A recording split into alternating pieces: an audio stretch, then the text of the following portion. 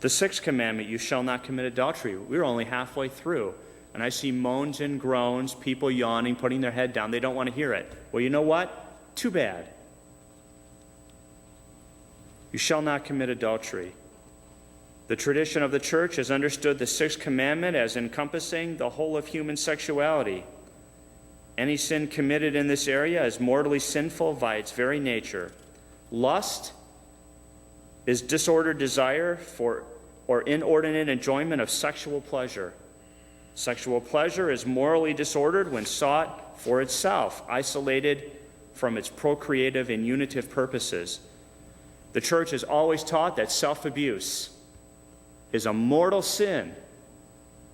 Let us be clear, self-abuse. And if you don't know what it is, ask somebody, preferably your parents or a priest. It is a mortal sin. I lose God's grace if I do it. So is fornication, contraception, sterilization, pornography, prostitution, rape, incest, homosexuality, adultery, divorce, polygamy, sexual abuse, and cohabitation. Living together, which is now a common thing in our society, seriously sinful. And if someone is living together and refuses to change that situation and comes to confession, guess what? A priest has to refuse them absolution. They go away in their sins. The seventh commandment, you shall not steal. This forbids unjustly taking or keeping the goods of one's neighbor and wronging him in any way with respect to his goods.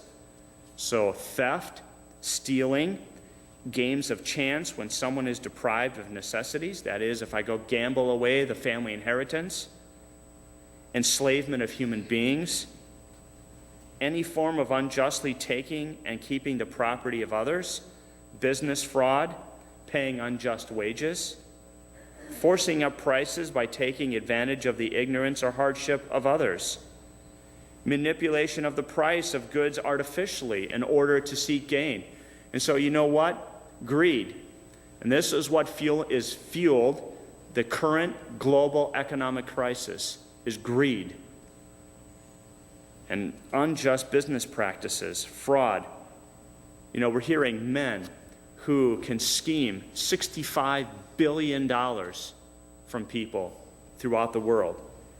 Absolutely incredible, and get away with it for a time. Work done poorly is a sin. Tax evasion, forgery of checks and invoices, excessive expenses and waste. And if I have taken something that is not mine, I have to return it, or I have to make restitution for what I've stolen.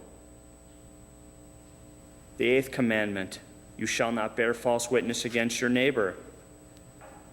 And so I cannot bear false witness against my brothers or my sisters. When it is under oath, as we've mentioned, it is perjury. And so I also have to respect the reputation of other people. I cannot give in to rash judgment or detraction or calumny. Even listening to gossip is a sin without trying to stop it or trying to correct it. Boasting or bragging. What's bragging or boasting? I tell you how great I am. That's boasting. Look at how great I am. I can do this, this, and this. Maybe I can. Of course, I need God's help to do it, but then I attribute it to myself, and I tell you how great I am. That's boasting. A lie consists in speaking a falsehood with the intention of deceiving. Lying is never allowed. Lying is an intrinsic evil. It can never be done. The ninth commandment, you shall not covet your neighbor's wife. In the Catholic tradition, the ninth commandment forbids carnal concupiscence. The 10th forbids coveting another's goods. And so with the ninth commandment, it forbids immodesty, unchaste thoughts, and desires. So I can't go around dressing such that I show off my body such that it's going to lead other people into sin. That's dressing immodestly. And it does lead other people into sin, and I am responsible for those sins if I do it. And I have to watch my thoughts and desires. To give willful full consent to an impure thought or desire is itself a mortal sin. The 10th commandment, you shall not covet your neighbor's goods. The 10th commandment forbids greed, avarice, and envy, which is part of what has brought us to the current global economic crisis. Now, on this fine Sunday, I have taken a half an hour of your time to make an examination of conscience. But we have many Catholics who claim that they never heard this stuff before. Now you have. This is a good examination of conscience, and is something that we should keep in mind, especially when we're preparing to go to confession. It was worth the 30 minutes to go through this and to understand it and to know it.